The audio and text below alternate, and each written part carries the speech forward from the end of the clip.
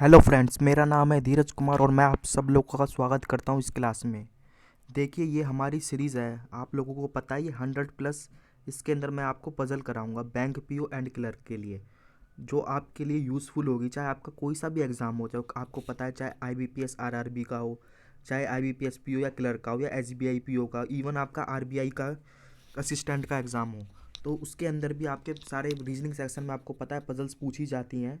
तो इसी हिसाब से मैंने ये सेशन डिज़ाइन करा। हम इसमें हर लेवल की पजल मतलब कि डिस्कस करेंगे, जो प्री के हिसाब से हो सकती है, इजी से लेके हाई तक प्री के हिसाब से।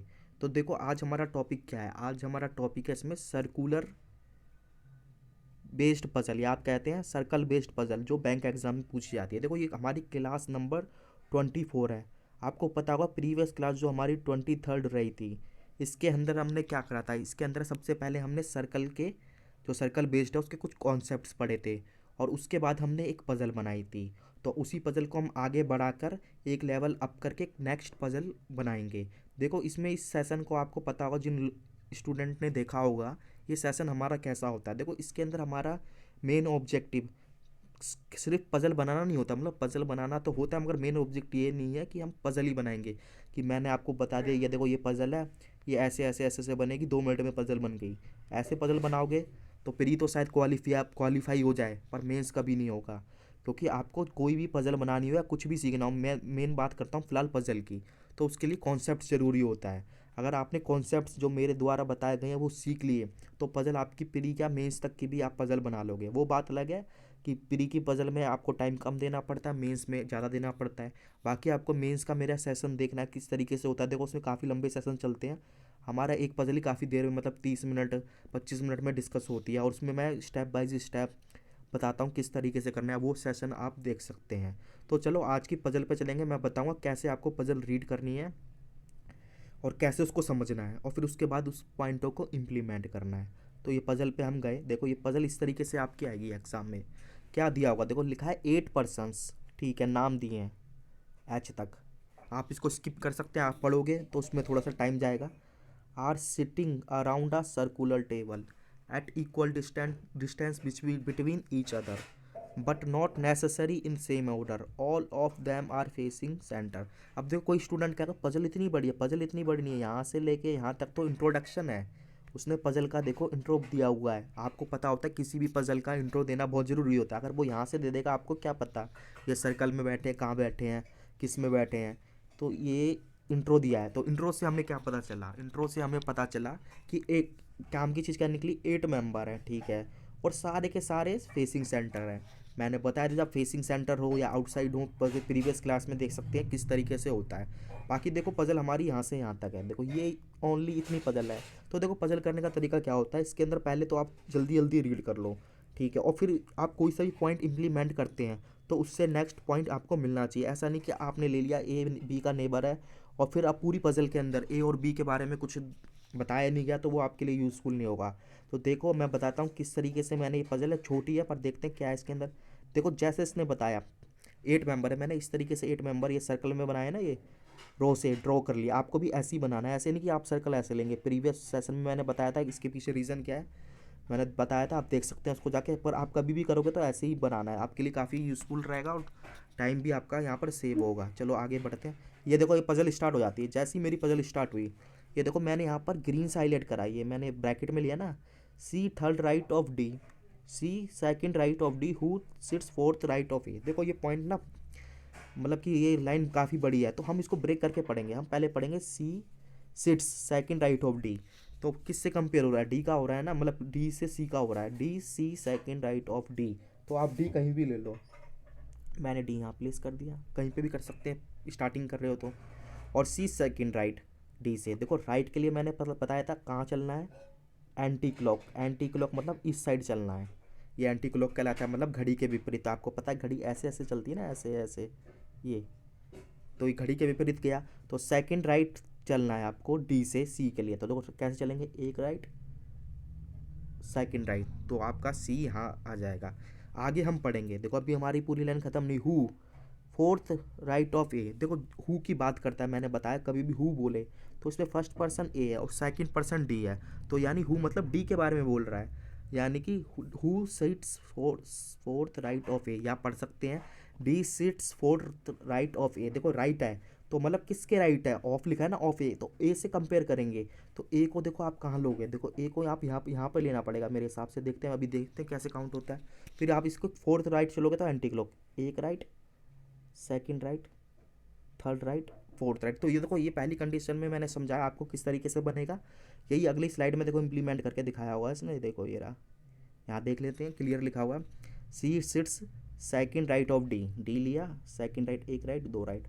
और हु मतलब डी के बारे में बात कर रहा है, who sits fourth right of A, तो ए यहाँ पे लिया, एक राइट, दो राइट, एंटी क्लॉक चलेंगे ना, तीन राइट और चार राइट। ठीक है, अब देखो हमारे पास कौन सा पॉइंट मिल गया, ए मिल गया, सी मिल गया, डी मिल गया। अब इससे ही कोई रिलेटेड पॉइंट होगा तो हम उसको इम्प्लीमेंट करने की कोशिश करेंगे, या हमारा कोई फिक्स पॉइंट मिल जाए, फिक्स पॉइंट भी कोई मिल सकता है।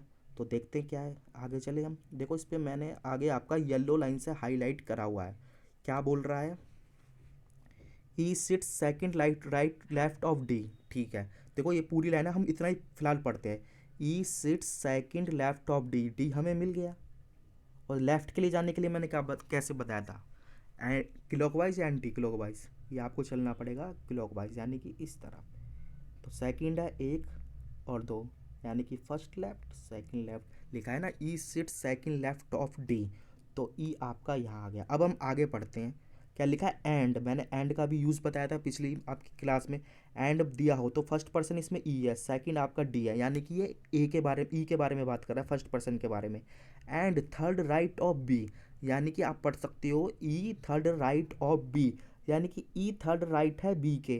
कंपेयर किसका हो रहा है, ई का हो रहा है, और किससे हो रहा है, बी से, यानी कि बी से हम थर्ड राइट पे जाएंगे। देखो बी आप कहाँ ले सकते हो, देखो बी आपको मेरे हिसाब से देखो कहाँ लेना पड़ेगा, एक दो तीन यहीं लेना पड़ेगा, क्योंकि देखो आप काउंट करोगे, देखो फर्स्ट राइट, सेकंड राइट और थर्ड राइट, एंटी क्लॉकवाइज चलना पड़ेगा ना राइट के लिए। तो उसका एंटी क्लॉक ऐसे ही होगा, एक राइट, दो राइट, तीन राइट, तो ये हमारा हो गया। देखो अगली स्लाइड में देख सकते हैं आप, ये देखो इसे ऐसे ही दे रखा है यहाँ, जैसे मैंने प्रीवियस में बताया आपको समझाने के लिए।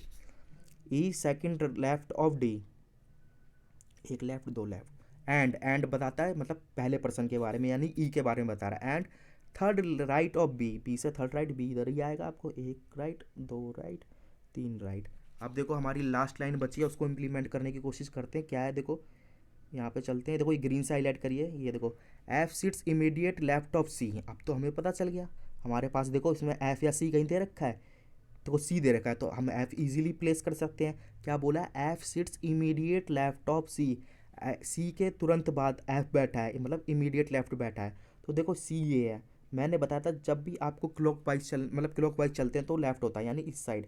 और इमीडिएट बोल रखा है लेफ्ट, या इमीडिएट लेफ्ट बोल रखा हो, मतलब इमीडिएट लेफ्ट है तो मतलब पड़ोस में ही है, तो इमीडिएट लेफ्ट मतलब यहाँ पर एफ आ जाएगा, यहाँ पर आ नहीं पाएगा, वैसे भी यहाँ पर बी बैठा और राइट में है, ये आ नहीं पाएगा। और आगे लिखा है एंड मैंने बताया था किसके बारे में बोल रहा है, एंड मतलब फर्स्ट पर्सन, यानी कि एफ और सी में से किसके बारे में बोल रहा है, ये एफ के बारे में बोल रहा है। एंड फेसिस एच, मतलब एफ एच को फेस कर रहा है, देखो एफ के सामने एच बिठा दो, यहाँ आ गया। तो ये हमारा पूरा मतलब इस तरीके से पजल बन गई। अगली स्लाइड में देख सकते हैं, मैं दिखाता हूँ यहाँ पर और ज़्यादा क्लियर होगा। क्या लिखा था, F sits immediate left of C, C के इमीडिएट लेफ्ट में ई है, नहीं इधर एफ कर देना, ये मिस प्रिंट हो गया, और उसके सामने फेस कर रहा है एच। ठीक है, अब एक मेंबर बचा है, यहाँ पे लिख देना है, ये देखो अगली स्लाइड में देखो मैंने, एक मिनट, अगली स्लाइड में मैंने इधर लिखा था ना, गलती से मिस प्रिंट हो गया था, एफ कर दिया है, और एक मेंबर बचा था वो हमारा जी, वो हमने प्लेस कर दिया। देखो इस तरीके से पजल बनाओगे, मैंने समझाया है, तो ये काम मतलब कि आपके थोड़ा टाइम लगेगा, और अगर इस बात को समझ लेते हो कैसे लेफ्ट काउंट करते हैं, कैसे राइट काउंट करते हैं, तो आपकी सर्कुलर बेस पजल होती है, या कोई सी भी पजल हो जो आपकी सिटिंग बेस पे होती है, चाहे स्क्वायर हो, रेक्टेंगल हो, कोई सी भी हो आपकी, और तो ये सारी इसी इसी बेस पे आधारित होती है, मतलब इसी पे बेस्ड होती हैं कि आपको लेफ़्ट कैसे काउंट करना है, राइट कैसे काउंट करना है। मगर इसमें कंडीशन ये थी कि सारे के सारे पर्सन इनसाइड फेस कर रहे हो, तो इनसाइड फेस कर रहे हो तो मैंने ये बताया, और राइट मतलब कि आउटसाइड फेस कर रहे हो तो उसके आप प्रीवियस में कॉन्सेप्ट्स में देख सकते हैं तो कैसे लेंगे। तो अभी हम इनसाइड के बारे में बात कर रहे हैं, हमारी स्टार्टिंग है ये क्लास की, मतलब पजल की। तो ये पजल बन गई। अब इसके कुछ वो क्वेश्चंस पूछ सकता है एग्जाम में, किस तरीके के क्वेश्चंस आ सकते हैं, देखते हैं क्वेश्चंस पे बढ़ते हैं। पहला क्वेश्चंस क्या पूछा है इसने, who sits fourth right of F. देखो जब भी ऐसा पर्सन पूछता है कि कौन फोर्थ राइट है एफ के, तो उससे पहले एफ पे जाओ, मैं एफ पे गया। अब देखो राइट के लिए मैंने बताया था एंटी क्लॉकवाइज चलना है, मतलब घड़ी के विपरीत, तो फोर्थ काउंट कर दो यहाँ से, एक राइट दो राइट, इधर ही होंगे ना एंटी क्लॉक, एक राइट दो राइट तीन राइट, इस तरीके से काउंट कर लो, चार राइट, तो एच आ जाएगा। तो एच कहीं है सी में, एच हमारा हो गया। ये देखो आंसर भी दे रखा है इधर।